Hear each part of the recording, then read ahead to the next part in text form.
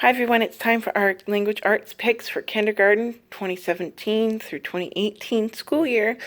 Let's get into it because spreading it out, holy cow, does it look like there's a lot. It's not really, but wow.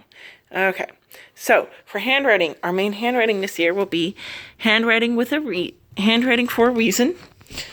It is one of the places where, one of the only places where I purposely select for some Christian-based learning. I like it because instead of just practicing handwriting, just meaningless handwriting, when you get into the older grades, they actually start using scripture for the copy work. And so you're absorbing something of value and not just random words or sentences. For the kindergarten level, it mainly focuses on letter formation, which is fine, because I really want her, while she can write her letters, she doesn't do it cleanly. And I'm one of those that I just am one that really enjoys wonderful handwriting. And I really want my kids to grow up to learn how to write wonderfully nicely and cleanly. At this level, it's not very religious. At the beginning of the book, they do say, talk about how creations and how you learn all about one of God's creatures and with each lesson. I think it'll just be a fun page for her to color. But it looks great. I'm sure she's going to have fun with it. And that's our main pick. To kind of go along with it and for her to do with whatever, I was at the Dollar Tree getting birthday party decorations for her a few weeks back and found these alphabet books. They're not great. I certainly wouldn't use them as a individual curriculum, but if she wants some extra alphabet practice, there's nothing like some Disney characters or Doc McStuffins to help with that. So that's what we have those for. Also in the writing category, you may have seen in the math a Star Wars handbook, and I said that there were three. The ones that come together is that math one that you saw, and then the handwriting and phonics. We'll get to the phonics in a minute. But for handwriting, again, it's supplement, but I thought it works very well. It's actually a very good supplement.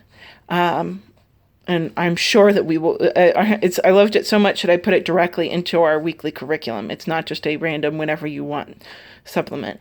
So we will definitely be using this. If you have any Star Wars fans that are of the younger age, I highly recommend it. It's actually really fun. Nice little break, kind of exciting.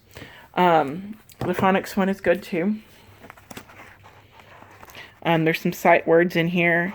They do meet with Common Core standards, which is also kind of a nice little check mark to keep us kind of in line with what Common Core is doing, if that's a thing for you, or if it's a turn-off for you. So yeah, that's that one. And again, I found another phonics reading. I honestly, again, I don't know how much we'll use these, but they were at the dollar store, so they were like $1. And to have them on hand in case you want some fun reading, that's what we've got. Our main phonics curriculum is, once again, Hooked on Phonics. The kindergarten curriculum, and they kind of are switching away from saying pre-K, kindergarten, whatever, and just do it at the level you need. So this is actually level 3. We've already finished, you saw my thoughts on level 1 and 2 and the end of year review.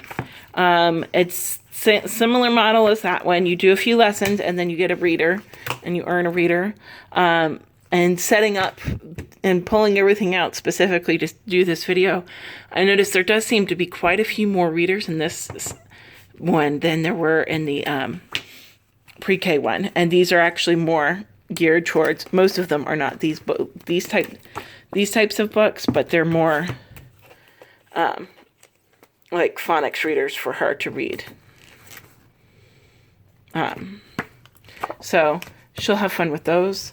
Again, same format. There's sheets of stickers, so as you complete the lesson, you can do a sticker on it.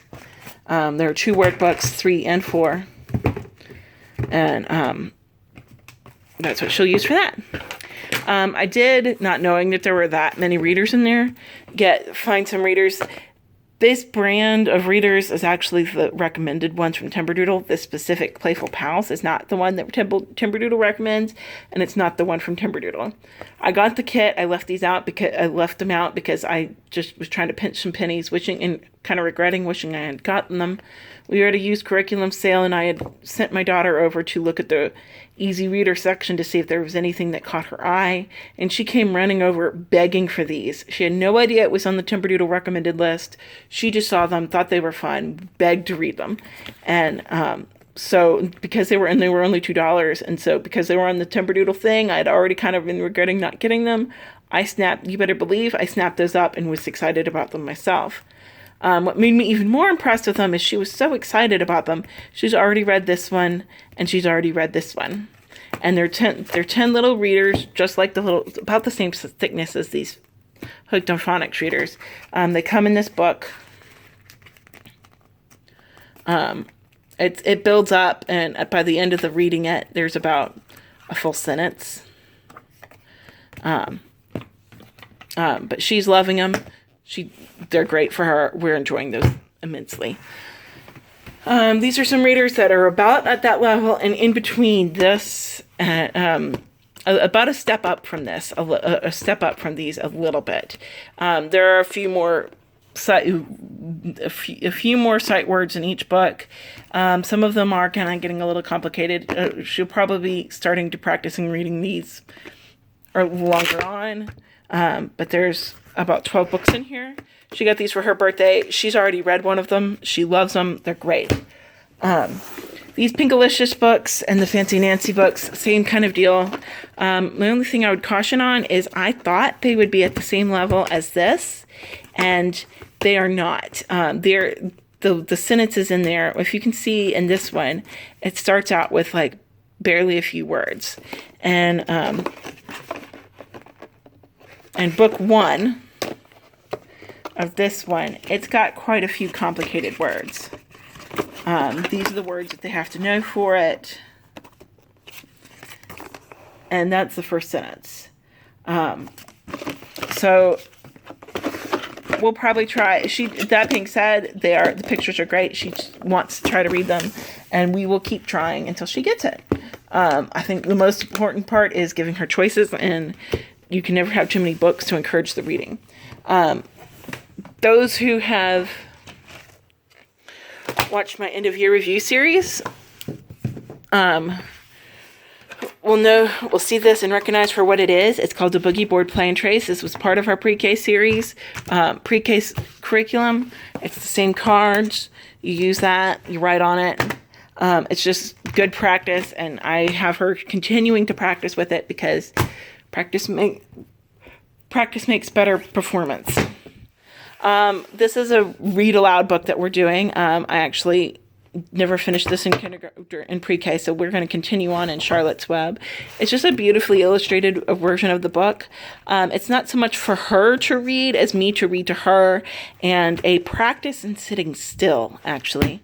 I've got a little squirmer, and so practice our listening skills and practice just listening to mommy or listening to someone read and paying attention skills, I think are important.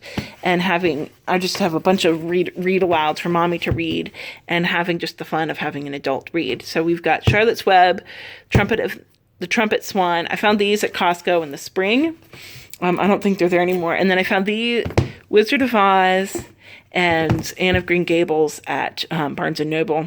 Anne of Green Gables is one of my favorite books, and I'm kind of been slowly and getting her super excited for it. When I found this, I just thought it was just an absolutely beautiful copy, and I'm kind of bummed that they don't have more. So that's it for this curriculum. Like and subscribe. And turn on your notifications for more. Thanks for watching. Bye.